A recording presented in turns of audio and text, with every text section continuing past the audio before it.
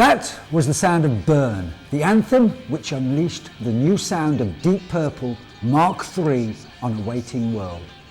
It's now over 30 years since we first heard the new lineup, and Burn still sells in huge numbers and causes heated debate even today. This is the independent, critical review of that album and the band that made it. We pose the thorny question, is this a masterpiece heralding a new dawn, or merely an imposter setting a course which would see Deep Purple hurtling down a blind alley?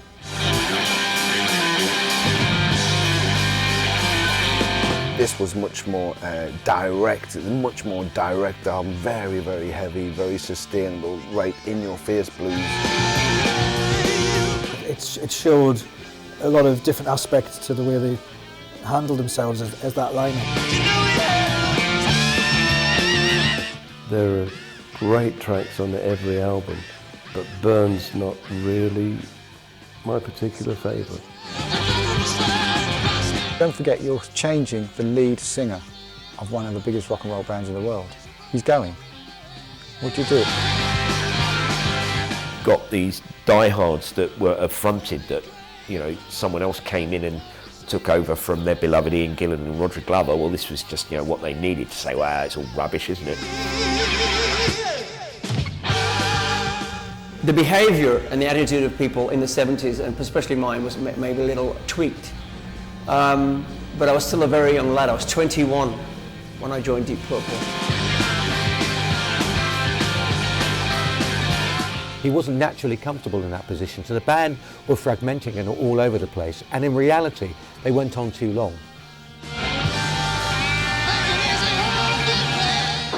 Every job has its Monday morning, you know, and ours just happens to come on Saturday night, that's all. God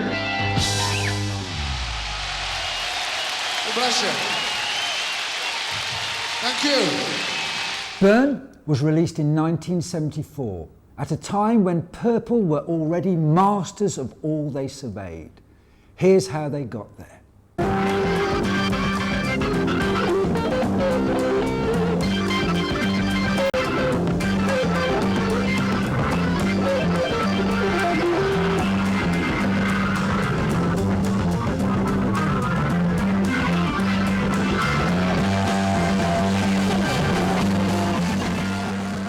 With that wall of sound, Deep Purple Mark II announced their arrival as the unchallenged masters of heavy rock.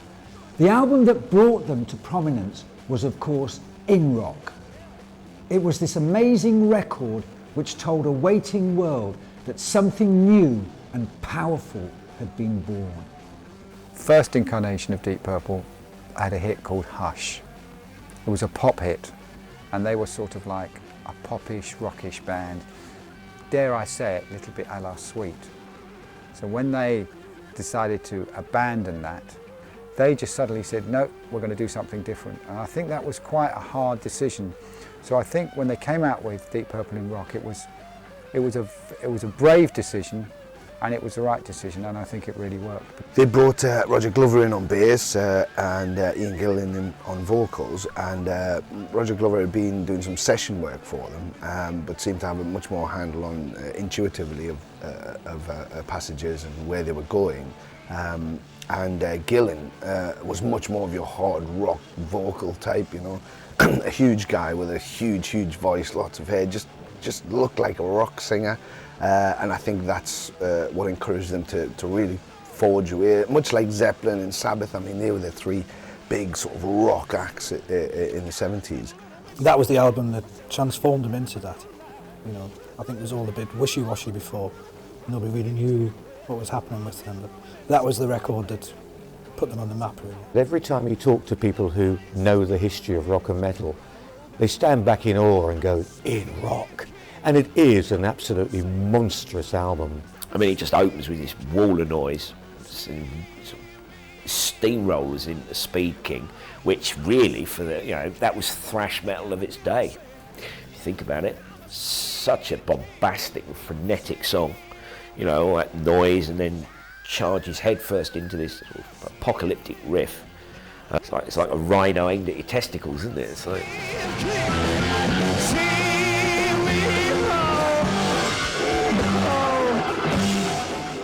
I just think the band were great at that time, and that it was recorded at the right time for them. It captured the spirit of what they were trying to do.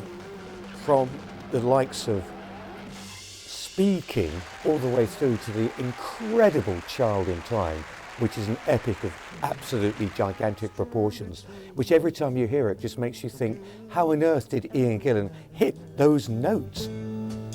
See the blind man, yeah, he's shooting at the world, bullets flying, oh, taking toll.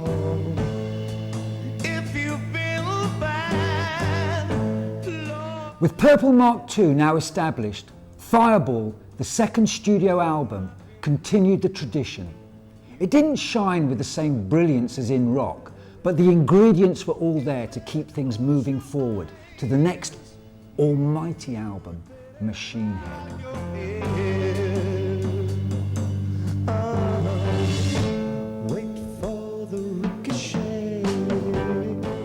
Machine Head is the masterpiece for Mark II. In Rock got very close, and it still stands as an album 99.9% of all bands would love to have recorded, but Machine Head just took it slightly further forward. It's a terrific record. Yeah, it's one of the all-time great heavy rock records of the 70s, if not of all time.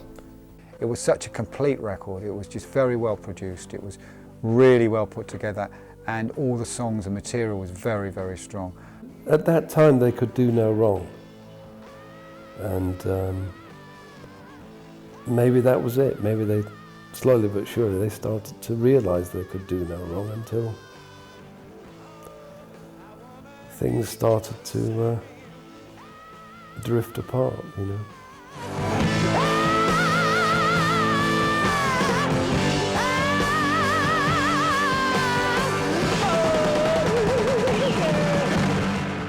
Despite all of the fame and success, all was not well in the Purple camp. Real animosity had raised its ugly head, and there were serious cracks appearing in the relationships. Richie Blackmore is a genius guitar player, right? But he's not the easiest people to work with. Anyone will tell you that. They'll all tell you that the guy's a genius. He's a mischief maker in a good way, but he is also a very difficult person to get on with. I'm still very moody, shy, and very honest, which a lot of people can't take, you know. Honest? Yeah, and which is the hardest thing in this business is to is sincerity. Once you can fake that, you're laughing, you know. Blackmore to me was a great leader of a band, although some things were the behavioural department on all of us was stupid. But he ran that band pretty much the way he wanted to run it, whether it was immature or not. It showed truth, arrogance, and somewhat of a genius to do that. So I only have great things to say about him. My theory has always been the singer is a little bit, shall we say, envious of the fact that the guitarist, the lead guitarist, gets the musical respect. The guitarist is always envious that the singer is the pin-up boy, the rock star in the band, and there's always this tension and conflict. And when you've got two such strong personalities of Richie Blackmore and Ian Gillan, who I don't think ever really understood each other or wanted to understand each other, you get the clash.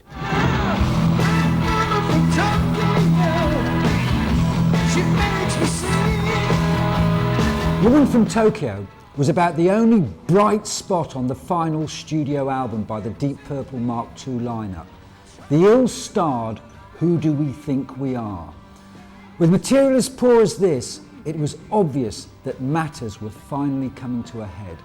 Quite frankly, the last album that Deep Purple recorded with the Mark II lineup was rightly referred to by Roger Glover as a shit record. Gillan had had enough and decided he was going to quit.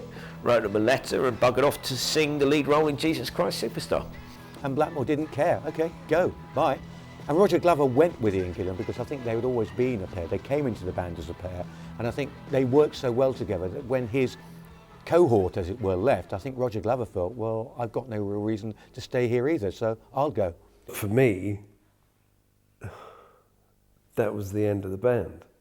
They never ever regained that magic. It's not often that one of the biggest names in rock finds itself 2 members short at a time when they are one of the biggest box office draws on the planet. But that's exactly what happened to Deep Purple. I think that's an interesting thing. This one piece will make 52 layers. Watch on mobile devices or the big screen, all for free. No subscription required. Obviously, they were looking around. They weren't going to call it a day. They'd lost a bassist and a singer before, and they carried on. So I'm sure that they thought at this particular juncture in time, there's no reason why we can't do it again. Richie Blackmore was toying with the ideas of dual having two vocal strengths in there. Possibly some of the combat that they had in directional sense, Gillan and Blackmore, was exactly because of that. Gillan saw himself as, well, I'm the singer, I'm the vocalist, that's how it is, this is my delivery. And Blackmore wanted to expand that somewhat.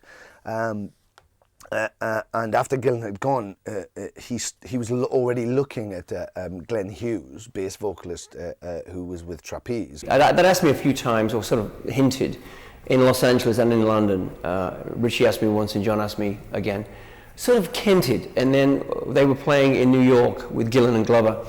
And when they asked me to join them, I thought it was Gillan that was leaving, and I was going to ask to be sing and play bass. At first I said no, because I had no intention of not being able to sing. Even at a very early age I had a specific thing I wanted to do, and that was singing. But then they dropped the bomb on me that they wanted to ask, and they'd already asked Paul Rodgers, a friend of mine now, who I thought, and still do, I think Paul's an amazing singer. So the idea of singing with Paul Rodgers, and I'd let them know, yeah, I'll join, only if I can sing some things with Paul or whoever the singer you choose. I have to say that there are probably two geniuses who were associated with Deep Purple, Richie Blackmore being one, obviously the other is Glenn Hughes. This man has so much talent, it's too good. This man is the equivalent of a George Best in football, or the equivalent of Muhammad Ali. So talented, he almost took it for granted. Glenn Hughes is a fantastic musician and a great singer. That guy's got a wonderful voice. But I wonder if that was the right gig for him. I mean, he's a lead singer. He's a real frontman, and I don't know if he really fitted into that role that Roger did so well. The other new member was a complete unknown from Redcar in the northeast of England called David Coverdale. I auditioned Deep Purple last year in August. No, it was... Presumably you're nearer normality than them. I mean, they've been living in this fantasy world so many years. Presumably the contrast between... I've always had the fantasy there, Sorry? I've always wanted, I've known what it was about, I just wanted to, instead of standing outside the door, I wanted to get in, And you're happy now you're there? I'm very happy, yeah, right. I think they did the right thing. They didn't try and replace Gillan with another Gillan. Gillan was a heavy metal shouter, great voice, but a heavy metal shouter. Coverdale sang the blues. He's about as close at the time as you could find to Paul Rodgers, who was also from the northeast. He came out of nowhere, really. How they stumbled, a stroke of genius, I think, to take out David Coverdale at the time. He's massively underrated, actually. I think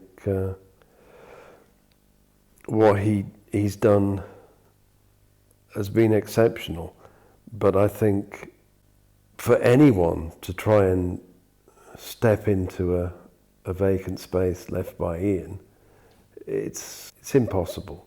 He is a totally unique singer. Together, the new team began the task of forging a new Deep Purple. From the outset, it was obvious that with 2 singers in the band, the sound would be radically different.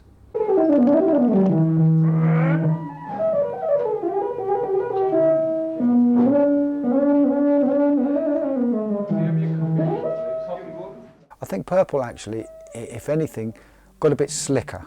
They sounded if anything, slightly more American.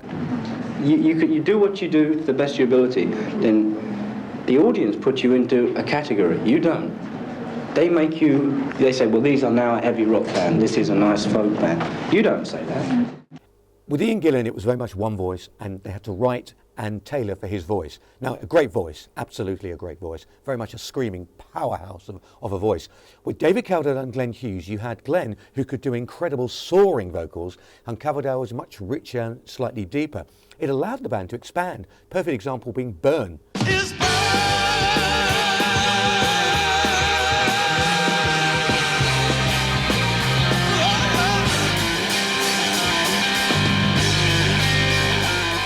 In Mark II, each album had a classic song that would open with, Speed King. There was a classic song in there somewhere that you'll always, And I think Burn, the song itself, is definitely one of those. At the time, I remember hearing it when it first came out, and I was absolutely blown away by the sound, just to hear these two voices working together. It's fantastic, it is. It is probably the second greatest riff that Deep Purple ever came up with after Smoke on the Water. It's frighteningly good. The kind of sort of the demonic imagery of the lyrics, brutal vocal from Coverdale, offset by much more melodic kind of approach from Glenn Hughes. Immediately you can see how these two great vocalists are going to work together. It's absolutely fantastic. She got Coverdale singing most of the time, but every so often Hughes would come in with they're not screams, they're soaring vocals, which allowed the band to actually open up a little bit, and really does show David Coverdale and Glenn Hughes working together wonderfully well as, shall we say, co-vocalists. The original album featured 8 tracks. 5 of them were to make it into the Purple stage set, a surprisingly high percentage for a brand new lineup. 2 of the tracks were all-time classics. There was Burn, of course, and then there's the majestic sound of the blues-driven Mistreated, written by Richie Blackmore and new boy David Coverdale.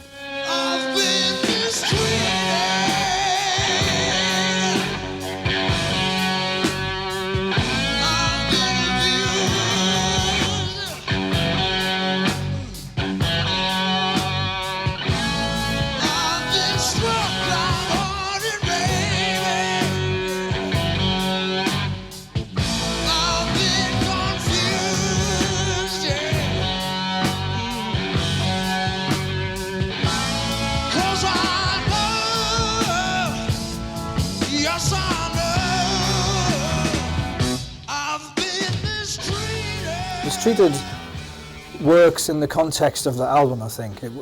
Probably not if you go back to the previous Mark II songs. It's quite different. It's more very blues edged. I mean, it's a great track. I mean, the guitar part alone. Yet Mr. Blackmore showing off how to write an easy lick.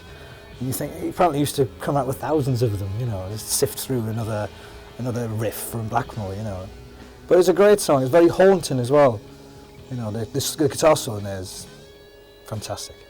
This is the only song that Black has played to me in his house prior to Coverdale joining. David wasn't even in the frame.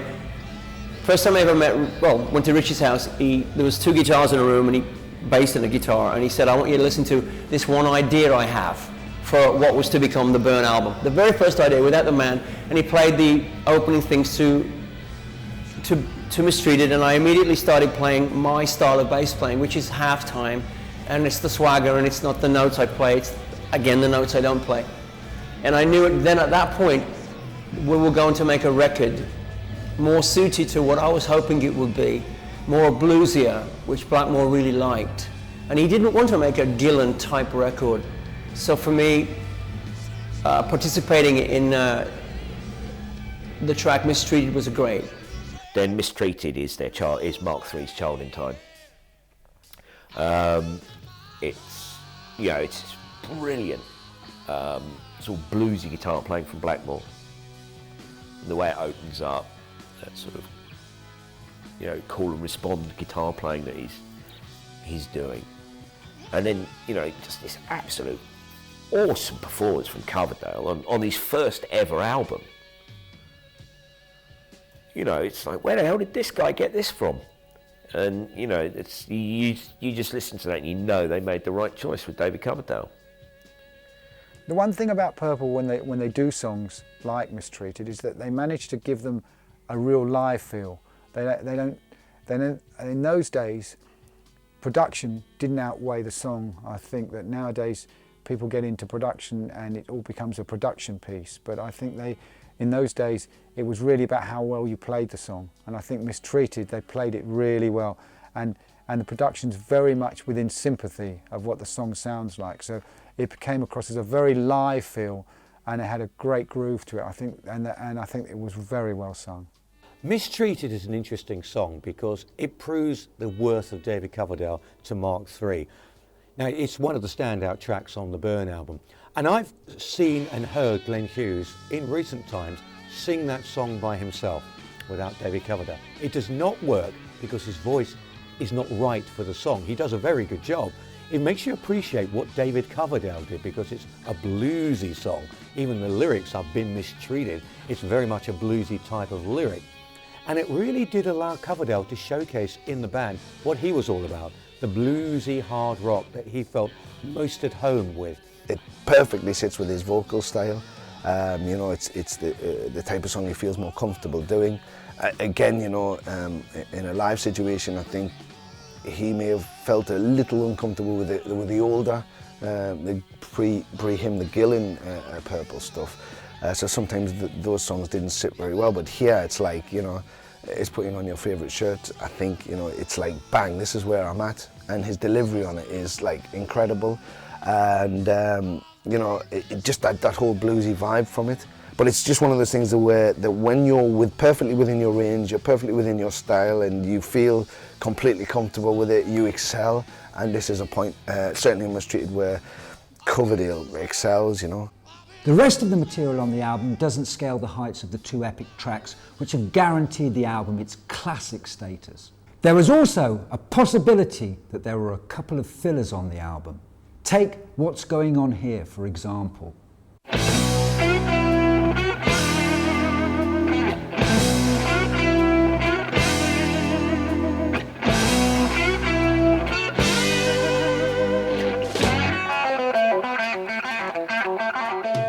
Well, What's Going On Here, I think, is a bit of a filler, personally. It's probably the weakest song on Burn. I mean, you know, hope we're not here. But it's not particularly the greatest song. I think that, you know, maybe it was a filler. Deep Purple only wrote enough songs for each record. We never did, like I write 25 songs now or whatever. What's Going On Here was probably rehearsed as we did it in Montreux that day, and we just came up with lyrics in the Stones mobile unit. Kind of a throwaway song, but it's a song that Richie kind of enjoyed, that bluesy approach. You know, they must have sat and thought, like, you know, I know he can sing and he knows he can sing, and so they just had fun with the track. So I think from that point of view, maybe it was a filler. If you look at the album as a whole, as a fan, from their point of view, it was probably just a bit of fun that they put in. But it's a really good song. I don't think there is a filler track on Burn, unless might be the instrumental from Blackmore, but even that I find hugely enjoyable.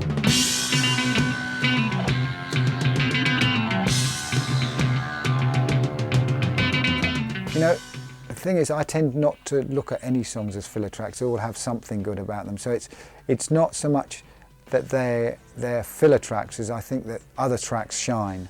So that, you know, you have highs and sort of not so highs, and I think maybe that's not one of their most high points. In the same way that a drummer, unfussy but steady, is necessary sometimes in a band of virtuosos, because you need to actually meld together an album in the same way that you put together a team, or the same way you put together a band. They have to complement each other. Not everyone can be a virtuoso showing off all the time. I completely understand that as they got funkier, fans of the more sort of heavy rock approach of Deep Purple are going to get a bit more put off. But let's face it, I mean, they didn't turn into a funk band. They were still heavy rock. They just had a funky or more soulful edge to it. Although he doesn't actually receive a writing credit on the album, it was clear that Glenn Hughes was keen to push the band further into a soul-funk direction. He's not going to suddenly join Deep Purple and say, I'm going to become something completely different now, because he had a strong personality, was used to leading trapeze, was acclaimed everywhere he went as a wonder boy, which he was and still is. So he had that influence. He brought it into Burn, but it was complemented by the fact that you had Blackmore's influence still very much to the fore. I don't want to make any rock fan feel comfortable in my whole career. I've always tried to press a button to make them evoke a feeling of, what's this? I cannot sing traditionally straight ahead rock because my brain doesn't operate like that. I've been given a gift to sing with a sense of security and emotion that is deeper than most rock singers. Hence they call my voice soulful, and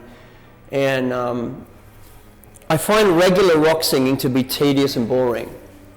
I like to keep the melody, but what I sing is not your traditional kind of hard rock, and I don't want to be compared to Ian Gillan at all.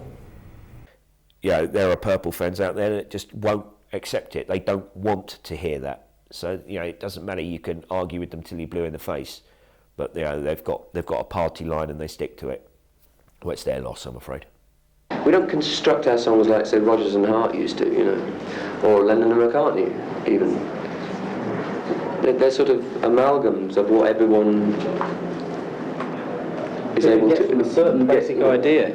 Ian might come up with a sort of a drum rhythm. Well, he came up with a drum pattern. You'd Fall No One, that's opening track on side 2 of Burn. Came purely and simply, initially, from a drum rhythm that Ian thought up. Whereby Might Just Take Your Life came from an organ chord sequence that John had. So you start with the basic, simple little idea, then you get 5 minds saying, I think this would fit with that. That's what we do. But that's maybe why they're not too melodic, they're not too lyrical. We're a rock band. I don't like the term hard rock. I don't like the term heavy metal. I'd like to think of ourselves as a rock and roll band.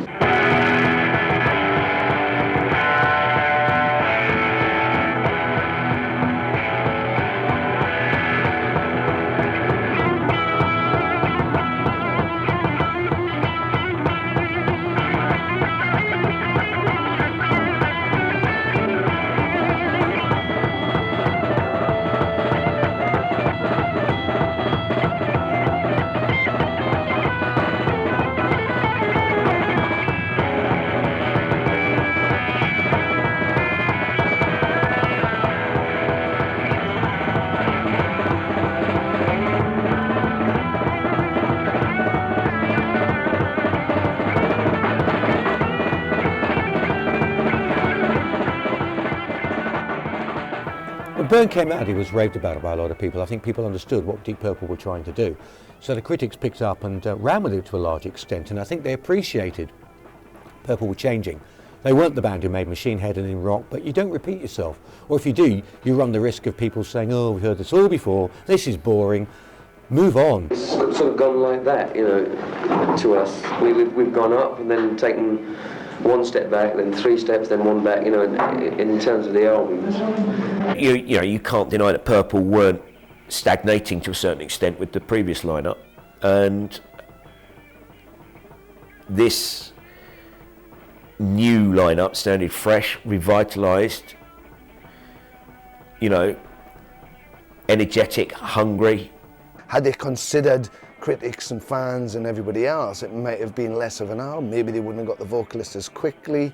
Maybe it would have changed the dynamic of the album. But because they didn't worry about considering anybody, Richie looked at what he wanted, got the right people in. They went straight in to write. They got the album and went straight out to play. It was like bang, bang, bang, bang, bang. It's just like there you are. Let's do it. It didn't give anybody a chance to go like, well, actually, they just were like, oh my God. And the response was like, wow. Overall reaction to the album was very positive. Might Just Take Your Life worked well with its smoky Hammond organ introduction by John Lord. You Fool No One clearly had potential as a live number, but the time had come to test the material against an audience. When you're recording, you find that there's one engineer and a couple of T-boys around. That doesn't really inspire you. turn out your best. Whereas when you're on stage, you're playing to the people and they inspire you. Obviously, you know. I suppose it's an ego thing, really. You like to kind of basically show them what you know, and you get really inspired. You get a real exciting thing going with the crowd because they just turn you on.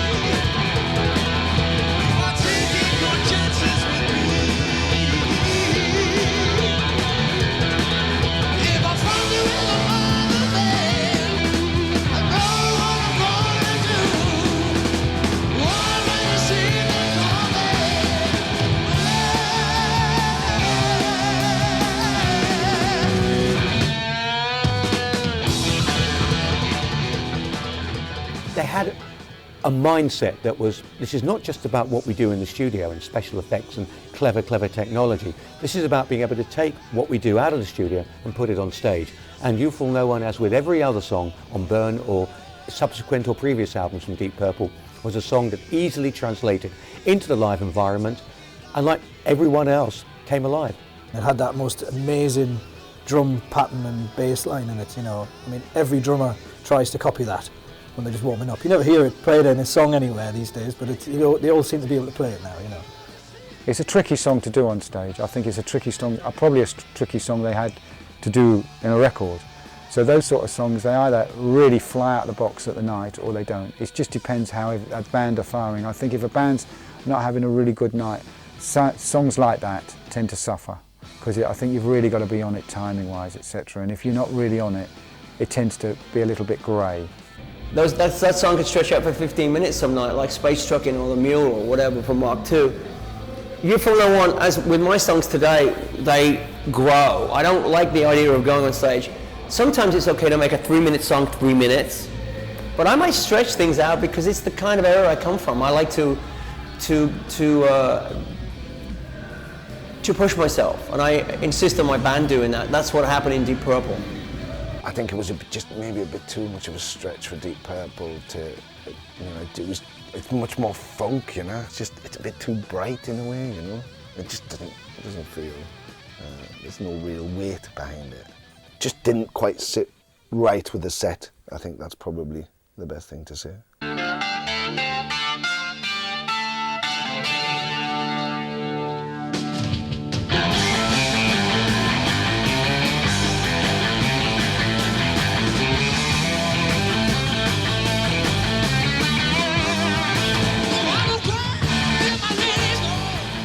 I love Lay Down, Stay Down. I think it's a really good, it's a great live song, and it's like one of those songs that makes you laugh, you know, it makes you smile. It's got that really good feel, you know. I always think that it's really, Ian Pace really kicks out on it, and I think that's, you know, when a drummer's really kicking out, it makes you go, yeah, that's really good. I think that's, to me, that's one of those songs that does that. As Mistreated as a slow blues burner, this was the other end of it, 12-bar, fast-paced, you know, bang, it was rock and roll, complete rock and roll, you know, obviously with that Blackmore hard rock guitar edge to it, works incredibly well. Fast, you know, it was fast and it was up there and it was in your face, and it was great juxtaposition in the set with some of those slower, more heavier, plodding sounds. Yeah, I think it worked absolutely great track. Yeah. It's definitely suited where Mark III were at with what they were trying to do on the Burn album and the tour and everything.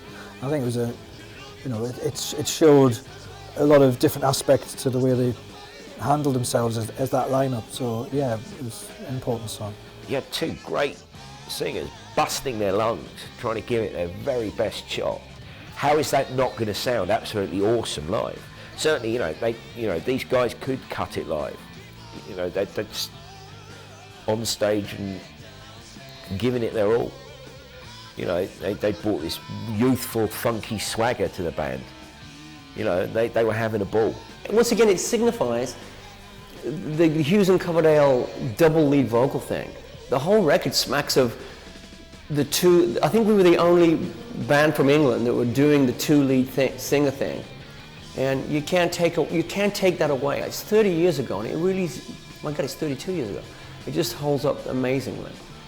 Lay Down, Stay Down was one of those numbers on Burn that had the Coverdale hallmark that he subsequently took on with Whitesnake, because it had that, not double entendre because it wasn't that clever, but it had that feeling of being about sexual contrast, groupies, etc., and that rock and roll lifestyle. And it was a very good live number as well, because it had a really good groove and a good swing to it, and the band seemed to enjoy playing it. We certainly got the feeling that Glenn Hughes and David Coverdale thoroughly enjoyed playing the Burn songs live, more than they did the earlier stuff. At some stage, Purple Mark III had to knuckle down to the fact that there was a huge audience out there who wanted to hear the classic Purple songs like Space Trucking. Oh, we had a lot of love for Peter. We always have a ball on board. We're meeting all the groovy people. We rock the boogie way so far. We dance around with Borealis. The space trucking round the storm.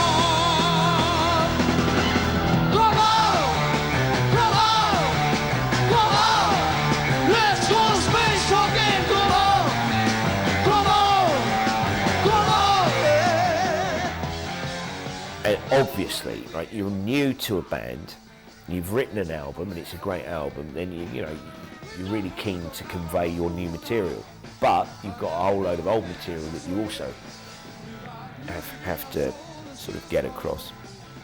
Some of that material's going to work, and some of it just isn't. It's always difficult for any musician or vocalist to come into an established band and suddenly find that they have to perform the old guys' songs. Black Sabbath, Ronnie James Dio. He never really did justice to the Ozzy era because it wasn't right for him. You think of Brian Johnson with AC/DC trying to do the Bon Scott era stuff. Again, same problem.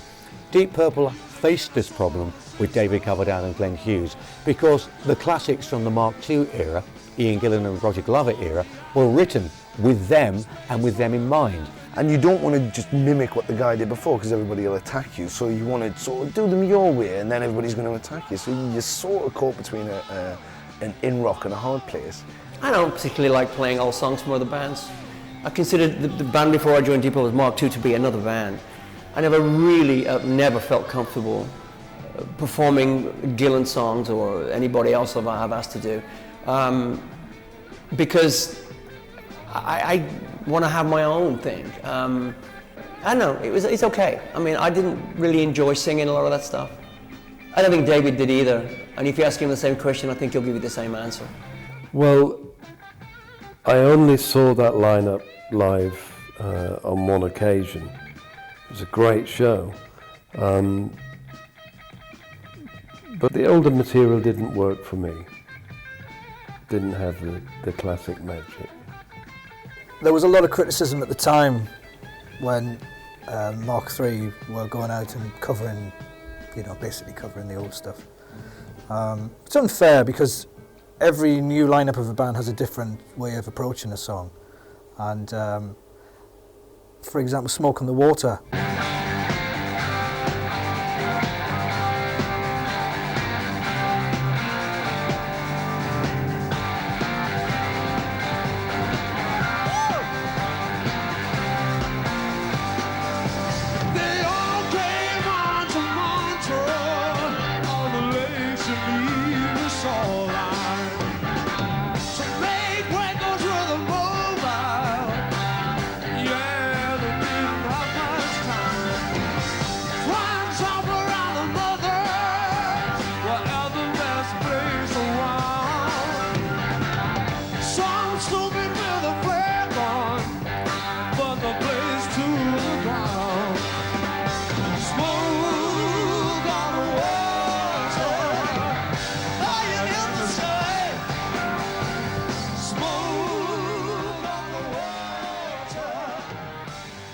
There's a tune. Smoke on the Water. It's one of those, that's an Ian Gillan song. No one else can really do justice to that number. He wrote it, he was there at the event, although it's Richie's riff, and it's the classic guitar intro riff. No one else can sing that song. Smoke in the Water, to me, every time you saw it performed by Mark III, was going through the motions. We have to put it in because people expect it. Now, Blackmore enjoyed it, or seemed to enjoy it when he was in the mood, and being the moody sort of person he was, it was not always. Coverdale especially felt very uncomfortable with it. It was a sort of song where he thought, I'd rather not do this because it's not mine and it doesn't belong to me and it's not part of who I am or what I am, but I've got no choice. This is Deep Purple. Therefore, we have to do Smoke on the Water. Okay, I'll sing Smoke on the Water and I'll sing it with the same melody as Ian, but I'll put my thing on it. And, you know, I would never perform it again because I believe it's an Ian Gillan song, you know, and I think, you know, he should sing that song and nobody should sing it because, you know, I think it's kind of cheesy for anybody else to do things like that.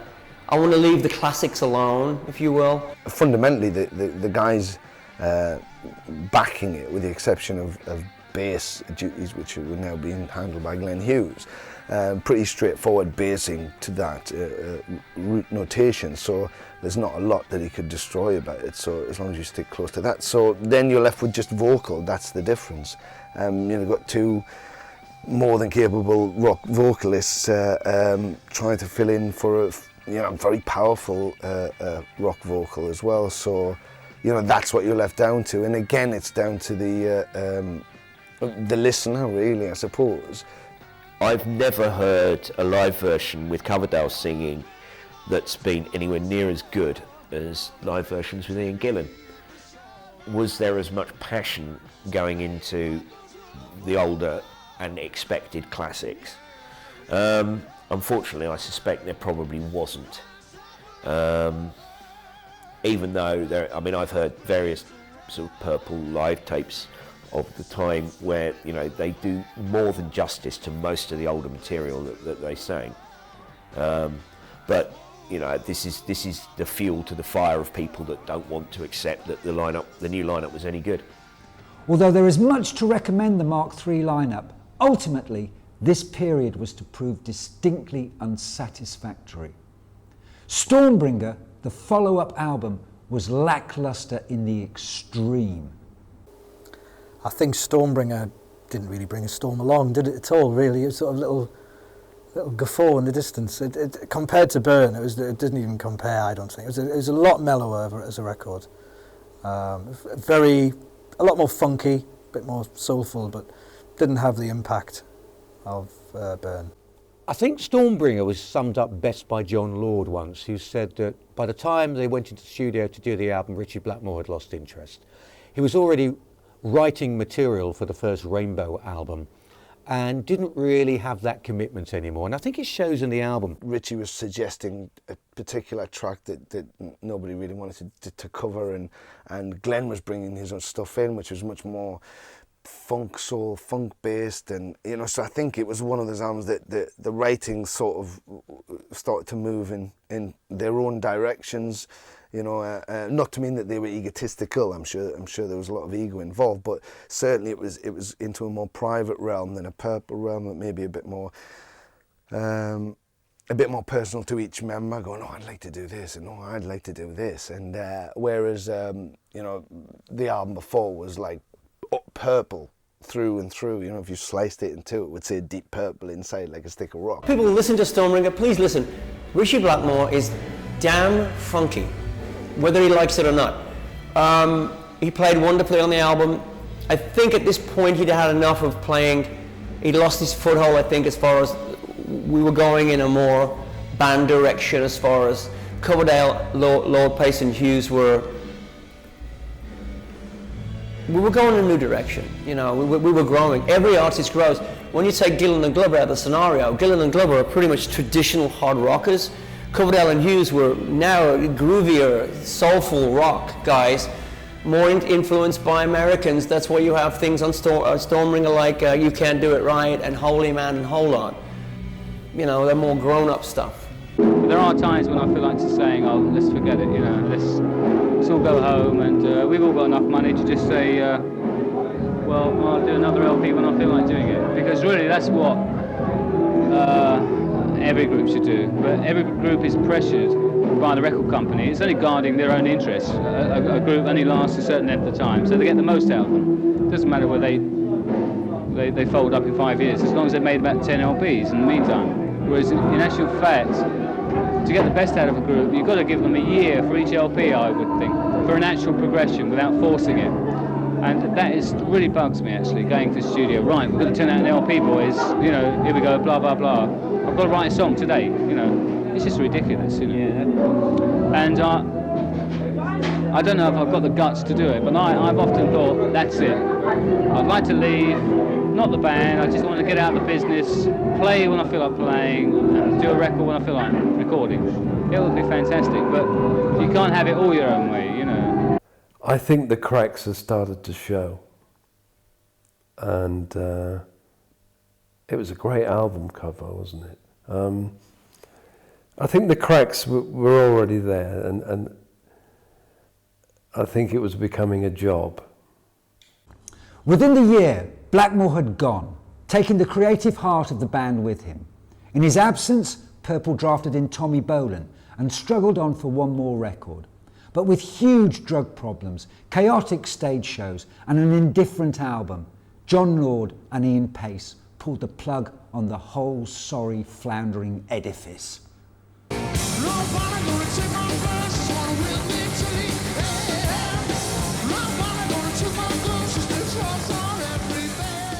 They couldn't carry on anyway with the state that Tommy Bolin, who'd replaced Richie Blackmore, and Glenn Hughes had got themselves into with narcotics. You know, they were a mess. I think the final gig was up in Liverpool. You know, Coverdale was in tears. He knew it was going to be the final gig, and Hughes didn't know what planet he was on, and Bolin could hardly play. Tommy Bolin, who they'd brought in as a guitarist to replace Richie Blackmore, hadn't unveiled his addiction to, I think it was heroin, and that exposed itself on the tour, and they just couldn't corral the pair of them. It was just going like an animal, and you know, the shows were hit and miss, and certainly the last one they did, which was a shambles, made them all decide that's it. I think Coverdale was very unhappy, and Lord and Pace just decided let's just call it a day there. It was right to stop at that time. I'm not going to tell you that we had a great time, Tommy and I, cavorting around the globe, stoned, because it wasn't great. But I said there are other issues that broke the band up, which probably nobody wants to talk about, and I won't talk about it either. But there's a lot of bizarre things going on there. I was glad when it was over. I wanted to get away. I was tired. I didn't want to make another record of unfocused rock music. You know, 3 albums is enough. 3 albums and 2 live albums is enough. You do seriously feel an immense necessity to be good. And it stems from the fact that you are being paid by a lot of people to excel. And to excite them. And if you know you're not doing it, I get so brought down, you know, it's amazing how just doomy you can get. My feeling with Deep Purple is that they should have split up after Burn. With all due respect to Glenn and David, I know they did Stormbringer with that lineup as well, and then Tommy Bolin, a very talented man, came in. The problem was that things were falling apart after Burn anyway. Richie Blackmore had lost interest. He was already starting to think about his next project, Rainbow, and there was no leader anymore. With a distance of over 30 years behind us, Burn has certainly had time to bed down into the consciousness of the Purple legend. So what is the critical assessment of the album today? Is Burn a classic album? I think yes, it's a classic album, because it had a huge effect on me personally at the time, just because of the vocal range, and there's 3 or 4 classic songs on there, so that's good enough. In hindsight, you know, there's those who would look back and say In Rock is the Purple album, but for the most part, people tend to look at Burn and say, wow, I mean, that's just what a classic Purple album. On all levels, the performance and the track list had a clutch of hits. It was a new approach, still staying in that hard rock frame, but just adding another dimension completely with Hughes and Coverdale coming in vocally, the strength of Hughes as a musician as well. Yes, it is a classic album because it's full of great tunes. It's very well played. It's really well produced, and it's a full package again. For me, it's like Machine Head. They actually followed an album with another great album. That's really hard, and they changed the lineup in the middle. My God, that's unbelievably hard. I mean, really hard thing to do. So I think in the end, you know, they did a really good job. You know, it's a lot to be said to Richie and John Lord and Ian Pace, because they obviously, you know, did a lot of help and direction to the other two. You know, they saw what had gone and they pushed them in the direction they wanted to go, and it's brilliant. It's a brilliant job. I think it's a classic album without a doubt. It's my personal favourite, and like as I've said, I think that Burn rightly stands as number 2 to Machine Head's number 1 in Deep Purple's body of work. Burn is a classic as an album because it's cohesive. Every song stands in its own right. The performance is at the top of its game. Every one of those guys performed brilliantly on it, and there's a significant commitment from them as well. You listen to the record now and you know they wanted to make the album, not contractual obligations. You don't have one guy taking the band in a certain direction with the rest of them sitting there going, we don't want to do this. But the main reason, I think, is that every song is truly a masterpiece. Burn, Machine Head, In Rock seem to centre around a specific kind of theme. Not even a theme you can put into words. But they hang together.